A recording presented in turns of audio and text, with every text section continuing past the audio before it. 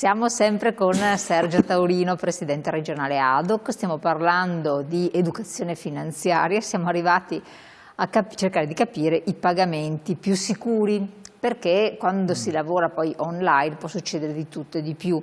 Attenzione anche, abbiamo visto il microcredito, insomma tutto è fattibile però con la grande attenzione. La Cyber Week dello scorso anno ha generato oltre 300 miliardi di dollari in transazioni, un e-commerce normale ha un ricarico del 15-20%, fate voi il calcolo di quanto guadagnano in una sola settimana questi portali e-commerce, oltre 50 miliardi di cui Amazon detiene mediamente il 40% delle transazioni, pertanto 20 miliardi in una settimana, complimenti. Il nostro telespettatore o telespettatrice ha fatto tutti i conti, ci ha dato un report di una certa situazione. Beh, certo che c'è un business, è una ovvio. Persona abbastanza bene informata ed è anche informata che Amazon sta licenziando in Italia qualcosa come il 20% del suo personale, quindi siamo in media, quindi si guadagna di più e si licenzia di più. Questa è la nuova frontiera di Amazon. Perché? Perché metterà la robotica, per cui sai, non mi servi più, c'ho il robot che mi fa il lavoro tuo di 5 altre persone, e poi il robot lavora 24 ore su 24, non ha le ferie, non ha la contingenza, non ha il sindacato, cose Landini, Guardieri, quelli che vanno a dire no ma lavori troppo poco, no, non so, salvo che poi il cyber non diventi umano e comincia a dire mi fa lavorare troppo 24 ore, allora vorrei anch'io fare un giorno di festa, capito ragazzi, qua siamo proprio all'assurdo paragone. E vorrei tornare al discorso delle forme di pagamento, perché abbiamo una carta, un modo di pagare che io ritengo abbastanza sicuro, che sarebbe il bonifico tramite intermediario. Siccome la gente che ci ascolta sa che io ogni giorno quando apro la bocca mi sveglio la mattina e dico stai attento Sergio a quello che dici perché ti rischi una querela, ti rischi anche che ti denuncino perché hai fatto... non bisogna dire niente. Allora diciamo che questo bonifico tramite intermediario è conosciutissimo in tutto il mondo. Basta. Se voi fate un acquisto e questo acquisto non va a buon fine eccetera, questa forma di pagamento, questa ente di beneficenza, assistenza che poi di beneficenza non è, no? Vi restituisce i soldi e se la vede lui col vostro venditore. Basta. E fin qui fa tutto bene, ci fermiamo qua. Poi ci sono le carte revolving. Le carte revolving, io anni fa venni ancora ospite tuo e dissi, mi permisi di dire... No, quindi il bonifico tramite intermediario ti dà una certa garanzia. Una certa garanzia, fino a un certo punto chiaramente, però comunque in ogni caso no, lui si mette fra te e il venditore e quindi aspetta che la transazione sia andata a buon fine, per cui poi dopo dice vabbè dai, al venditore dice mo te dà i soldi, tieni i tuoi soldini. E già questa è una formula che... però c'è sempre un intermediario, vedi, non possiamo più comprare niente. Ho capito, però tanti hanno fatto, cioè il problema è questo, che anche in buona fede, senza mettere nessun tipo di... uno fa il pagamento per un albergo all'estero, lascia e succede che poi non che l'albergatore abbia truffato, ma in queste cose qui l'interfaccia non era l'interfaccia reale e ti clonano la carta di credito che è legata al conto corrente, quello che diceva prima. C'è anche un'altra criticità, che adesso tutte le nostre azioni da consumatori stanno passando attraverso intermediari, o perché siamo vecchi come me, o ignoranti, oppure siamo diffidenti o che cosa, ma di un intermediario ci fidiamo di più. E io qua incomincio a fare il mio punto interrogativo grande. Cosa mi dici di un intermediario? Lo conosci? Allora prenoto un albergo e lo prenoto tramite intermediario, prenoto un volo e lo prenoto tramite intermediario, poi telefono a call center di quell'intermediario che mi ha prenotato il volo e non mi filano di pezza, si dice, allora, te filano di pezza, cioè intermediario sarà, se farà il suo lavoro, però poi dopo dovrebbe rispondere alle esigenze dei clienti e là ci sono i trappoloni. Esatto. Però dopo lì dovete lavorare voi. E là dobbiamo lavorare noi sugli intermediari. Ma mi scuso, ma la forma di diciamo della carta revolving, è stata una, come dire, una genialata, eccola là, vedi che il regista ha già messo subito, è stata una genialata delle grandi catene commerciali. No, non c'è una lira e vedi là il televisore. Sei andato a fare la spesa del pane, no? Del salame, eccetera.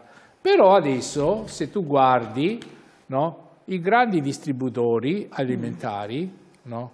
Non sono più distributori alimentari, ma le grandi catene hanno il reparto tecnologia, il reparto casalinghi, il reparto di qua e il reparto di là.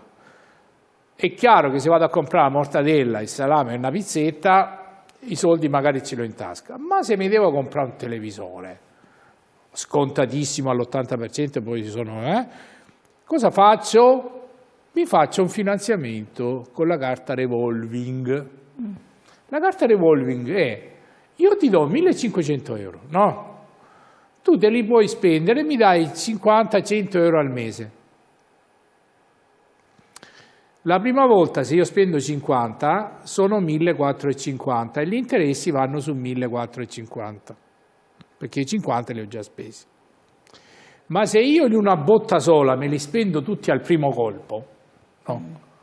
Rischio che poi dopo non riesco con 50 euro al mese, no? Rischio di arrivare da gennaio a dicembre che ho ancora 1.000 euro di capitale e gli interessi sul capitale non sono più il 6, 7, l'8%, ma si moltiplicano.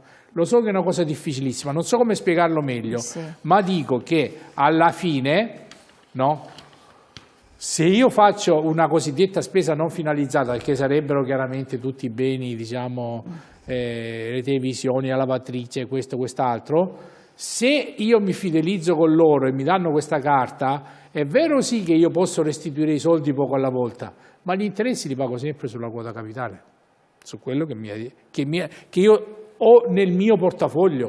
Quindi ci sono sempre degli interessi da pagare? Madonna se c'è gli interessi, e vanno dal 14 al 25%.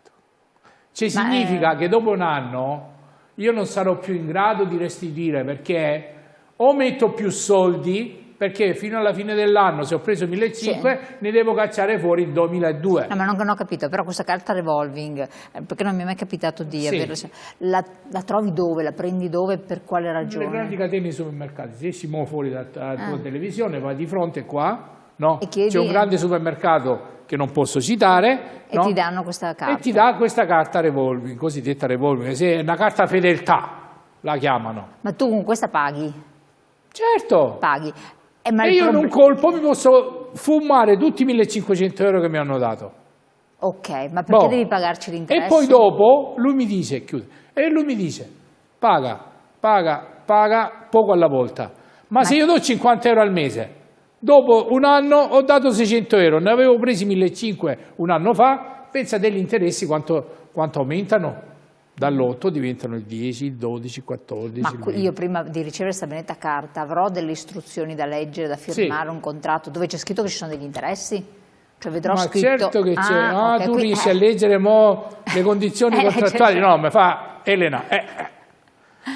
Bisogna leggerle o no comunque? Buongiorno Elena e al suo ospite Taurino, che è sempre molto espressivo. Il mio consiglio è usare sempre prepagate o limitare la spesa massima giornaliera e mensile, e soprattutto farsi sempre notificare la transazione via SMS. Grandi cose, effettivamente. Grande questo signore che, oltre a dire che sono espressivo, sta come propugnando.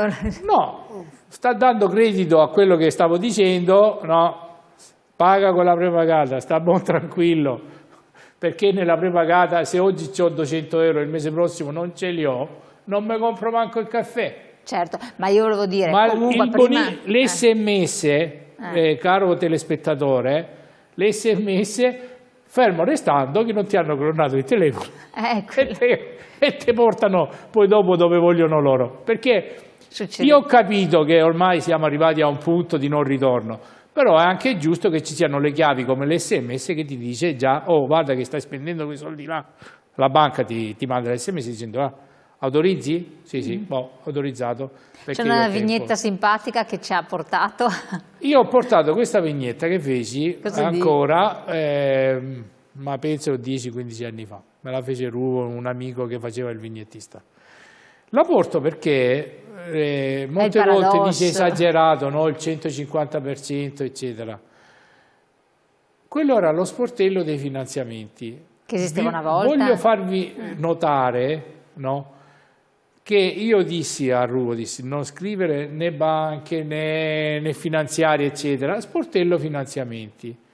Prima di parlare con te, quando ho parlato con te prima, ho detto che le banche si sono comprate le finanziarie.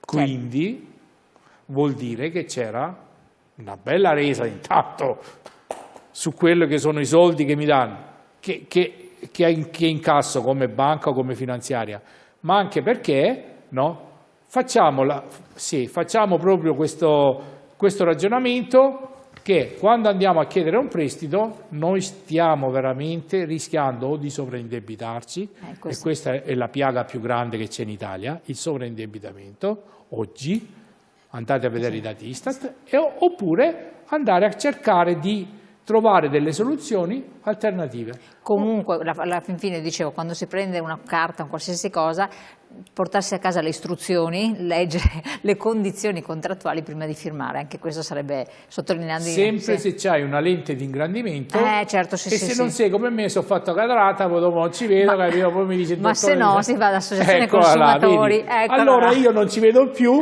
e mi sono portato una lente di ingrandimento così e me la metto su, come i gioiellieri. E allora, cari telespettatori, andate all'associazione consumatori dove hanno le lenti di ingrandimento, almeno vi dicono, tanto sanno insomma più o meno quali sono i contratti, sono sempre quelli. Venite prima di acquistare, però non venite dopo quando siete già sarcofagati dentro al sarcofago. Assolutamente sì. Sergio Taurino, presidente ADOC, ci vedremo ancora perché dobbiamo continuare questo capitolo che sono molto importanti, e voi mi raccomando, buon proseguimento, a presto, e rivolgetevi all'associazione ADOC.